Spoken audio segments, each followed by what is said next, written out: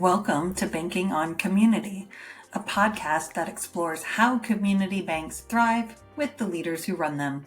I'm your host, Deb Barnes, a banking strategist and AI advisor with 18 years in banking and financial services. I help banks transform through data, analytics, and automation.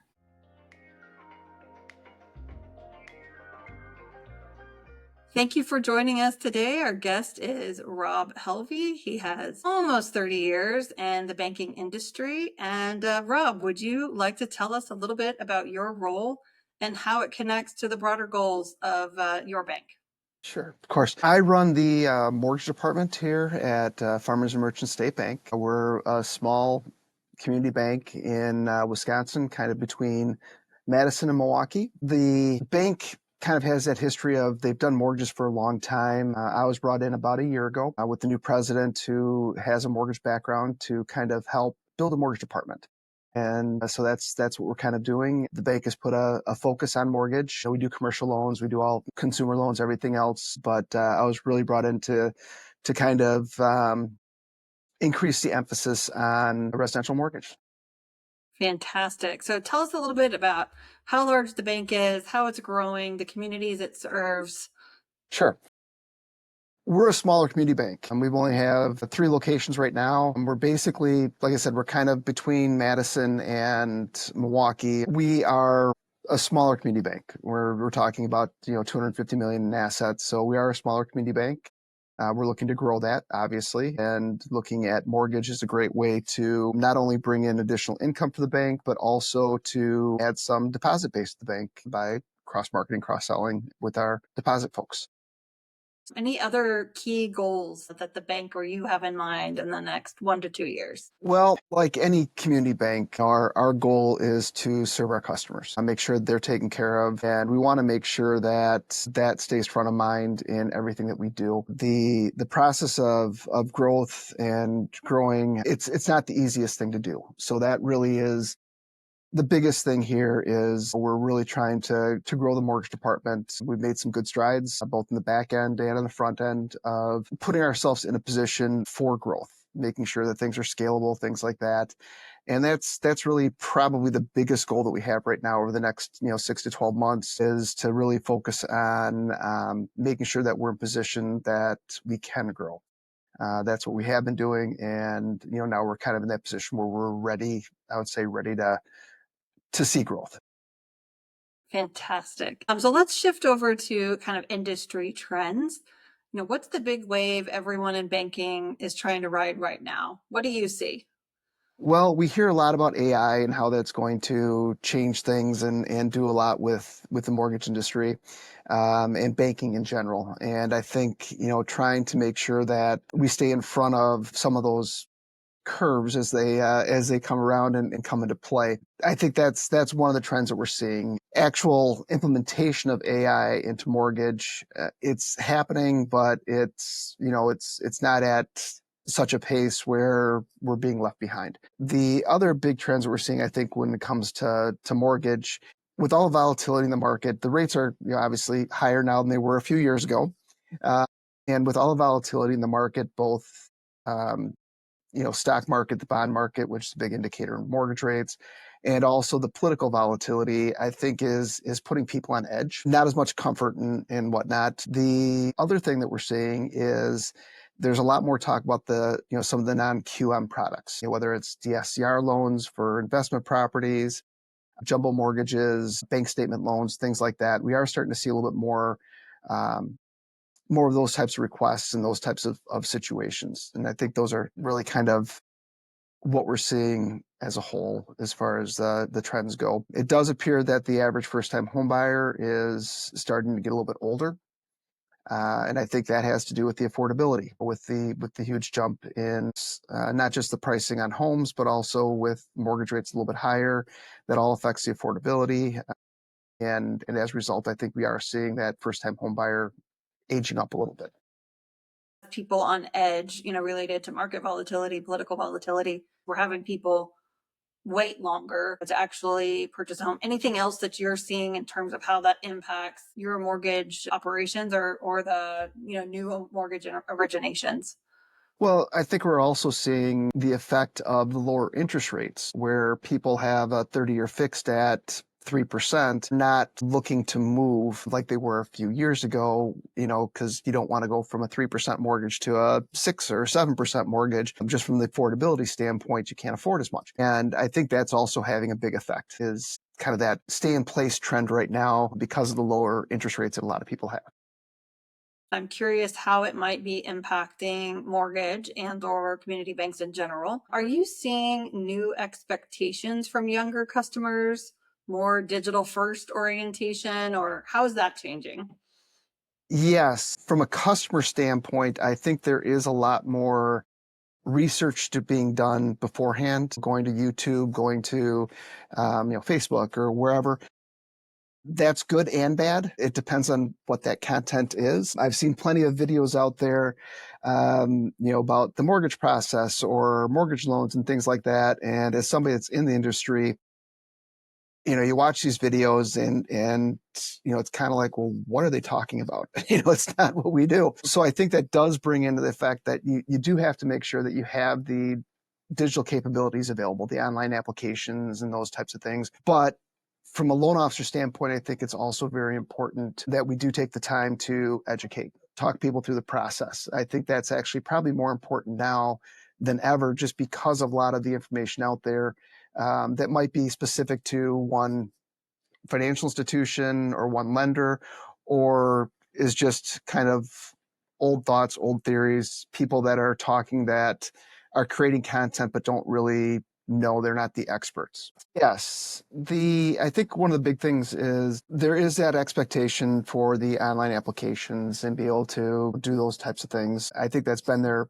a long time, but I think that is more prevalent now, where more applications are being done online. I also think that a lot of, especially the younger buyers, a lot of them are coming in doing a little more research before. They're looking at YouTube videos, they're looking online, and this can be a good thing or a bad thing depending upon the source of what they're looking at. I've looked at some of the YouTube videos out there, and it's almost comical. Some of the things that they're saying and putting together. Really not being done by industry experts. Or there might be videos that are specific to one financial institution. Not every financial institution does everything the same way. So I think it's kind of a combination. Whereas as a lender, we have to make sure that just because there's more information out there, it doesn't mean that the customers are more educated. We still have to go through that education process, make sure that they understand what's going on, make sure that their questions are answered. One of the things I often see in loan officers is that they sometimes forget that we do this every day. And for the customer, it's something that they do, only a few times in their life. So things that might seem obvious to us are not obvious to them. So making sure that all questions are answered and, right from the beginning, going through the process, that's something that we still have to do. It's something that's still very important. And, the better informed your customers are, the better the transaction is going to be for everybody. So I think that's very important. Yeah, that makes a lot of sense there. The misinformation as well as the, like you said, once or twice in a lifetime, right? That people experience this. And then one other trend that I'm curious about as well is the like generational change. So for example, in the small business space, we're seeing a forecast that boomer owners of of small businesses will be retiring in the next 5 to 7 years and either selling their businesses, could sell to private equity, or could also try and change hands to, a local buyer, or could just shut down. Is that something that shows up in your bank or in the mortgage space? Any impacts there? I don't think as much as it does in the business space. And a lot of times what you'll see is the generational transition where, you know, mom and dad have a business and they hand it over to their kids, or they bring their kids in and get them involved. I think we do see some of that, but not as much as we see more on the business side of things. So maybe the only hint of like some generational behavior changes was that people are buying homes, their first home at a later age. Probably not because, hey, I'm a millennial or hey, I'm a whatever, but just the affordability of the current market. So that's maybe the only hint in that space that trend showing up here. Yeah, I think so. And I think part of it is due to fear too, or the fear of, okay, I'm buying a house. What happens if the furnace breaks down? Who's going to mow the lawn? Those types of things. I think all that plays into it as well. I think the affordability is the biggest thing though. Yeah, that makes a lot of sense. Okay, so we'll wrap the industry trends conversation and we'll switch over to just a little bit more about, what you're seeing. So maybe I can just ask you, what's the biggest challenge or constraint that you're facing right now? From an industry standpoint, is the affordability is the biggest constraint that we're seeing. We talk with a lot of people, and it's one of those things where if you look at somebody who has median income for the area, well, a lot of times they can't afford to buy a home. And I think that is one of the biggest constraints is the affordability right now is causing a lot of issues. That doesn't just affect the first time home buyers, that affects people that might want to move up, or people with young families that need to buy a house with more bedrooms or whatever. I think that is affecting a lot of people. So I think the affordability issue is probably the biggest issue that we're facing right now. Hmm. And then how, maybe how does that translate internally, or what keeps coming up internally, internal conversations that haven't been resolved? What's that constraint internally for you? I think the biggest thing is just making sure that, again, we explain to people what the process is and we make sure they understand upfront. If we're doing a pre-approval, we can't really look at it from the standpoint of what's the maximum you can afford. We have to look at it more from what's the maximum that you're comfortable with, Hmm. and really kind of setting those parameters so they understand upfront that, well, geez, you can afford a $350,000 mortgage, but you said that your comfort level is here, and that's going to be above your comfort level. And really having that conversation, I think that's probably the biggest thing is really from the affordability standpoint, making sure that people understand what they're getting into. And do you think that's a differentiator from, like, I'll say the big banks focus on really that personal touch versus, if I'm working with a larger bank, I'm just really trying to get whatever number and I'm moving on? Or do you feel like all banks offer that kind of consulting that you're talking about, right? That let me help you, let me advise you. Well, I think that there are very good lenders at some of the big banks. There are very good lenders at some of the small banks. I think it really is kind of lender dependent. From an institutional standpoint, yes, we want to see numbers. Everybody, we're in this business, and our job is to make money. It's to Uh-huh. make money for our banks. And sometimes people sometimes forget that, but that is ultimately, you can break down whether it's the president of the bank, a loan officer, or the person that comes in and cleans the bank. Everybody's ultimate goal is to make money for the bank. And it really kind of comes down to that lender, making sure that the lender has the customer's best interest in mind. We want to be trusted resources. And that's how we have to approach it, is that we have to be that trusted resource. Yeah, that makes sense. So what's been harder than it should be lately? Anything for your teams, like your teams feeling pain on any front, or what are you worried about for your operational processes? Sure. Well, I think that the biggest obstacle that we're running into right now, being that we are a smaller community bank, a lot of it has to do with name recognition. For us personally, I think our biggest obstacle is that name recognition. And, I have always said reputation is king, and the only way that you can build a reputation is one loan at a time. And it doesn't matter if it's an $80,000 loan or an $800,000 loan. When it comes to that reputational standpoint, they all count the same. The name recognition and that reputation kind of go hand in hand. And, that's where you've got the bigger banks. Sure, people know who Rocket Mortgage is. People know who Bank of America is. They may not know who we are. And getting our name out there and that name recognition, I think, is probably our biggest challenge. And letting people know and understand, not just customers, but the real estate agents we deal with, the builders we deal with, the financial advisors we deal with, everybody that we deal with from a COI standpoint as well. Don't let the size fool you. I mean, we have the products. I mean, in fact, we have products that you're not going to see at big banks. We're able to do some things because of our size, some in-house programs. For example, like, we have some things where we can do, we have so a temporary loan suite, I guess you'd call it, where we can do things where they're cross collateralization, for purchasing homes or building homes, where we can take the current home as collateral as towards that construction loan, things like that, that you're not going to find at some of the bigger banks. We have some of the in-house programs, but we still have the Fannie Mae, the Freddie Mac.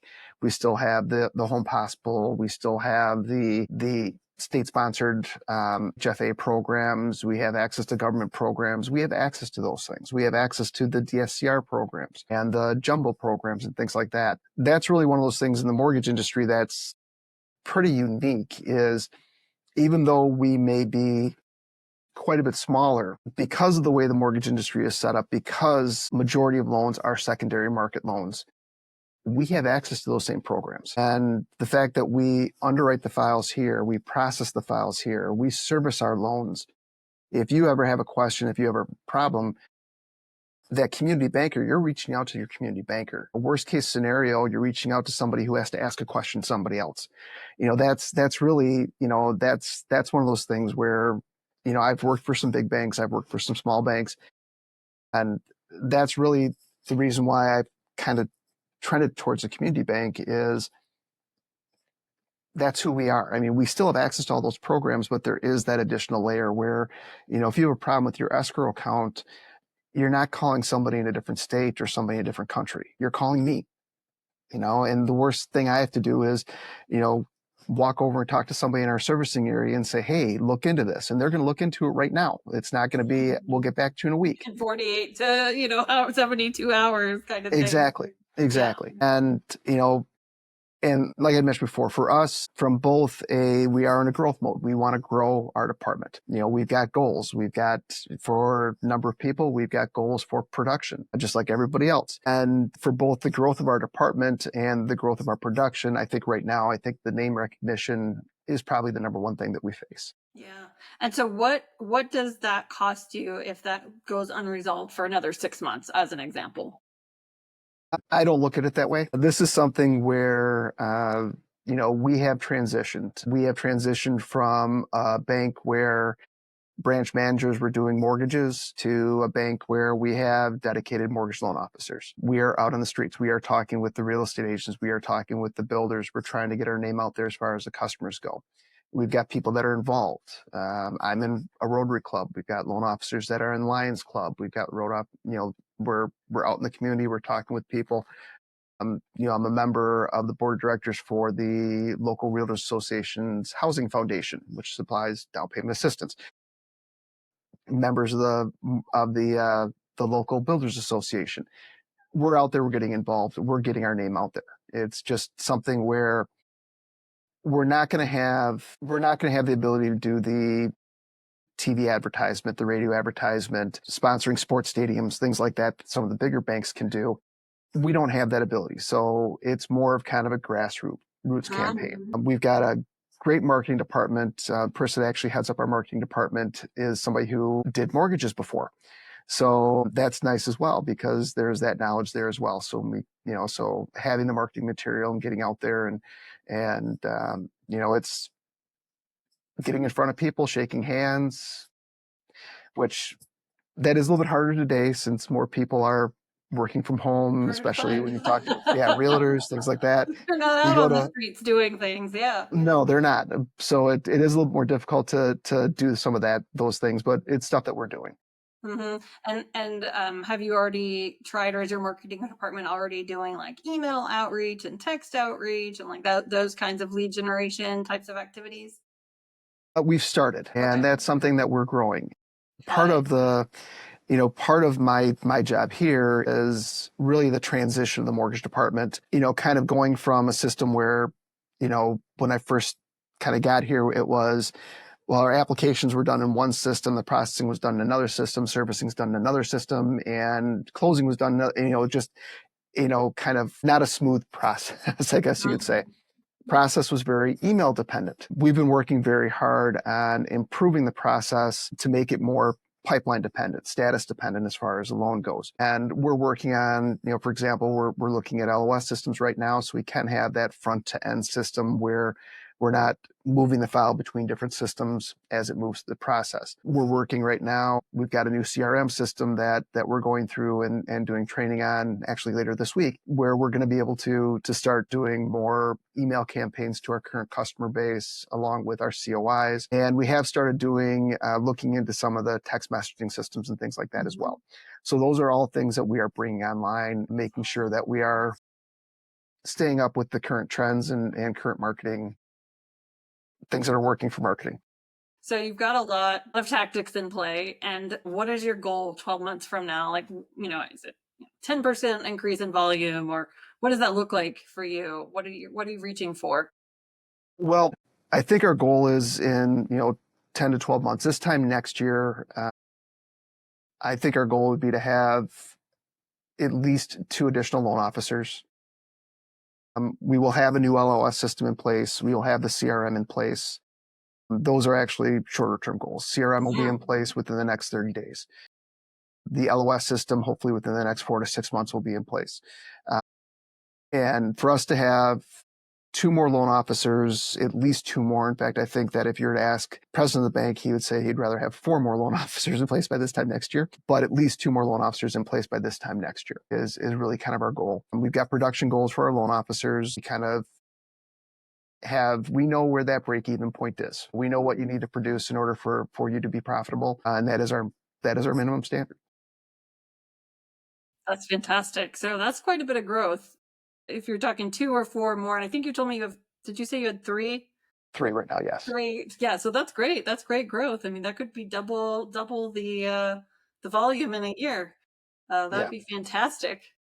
Yeah. Okay, great. Well, one of the things that before we wrap, I just want to hear from you, if you have any final thoughts, anything that when you're thinking about what you're doing there and the approach that you're taking and the innovations that you're putting in place, anything you'd want to kind of, if you're talking out to the banking community at large, like things that are on your mind. Well, I've been in it for a long time, and probably almost half of the time I've been in the industry, I've been in different management positions, whether it's a sales management position or running a department. It is ever evolving, ever changing.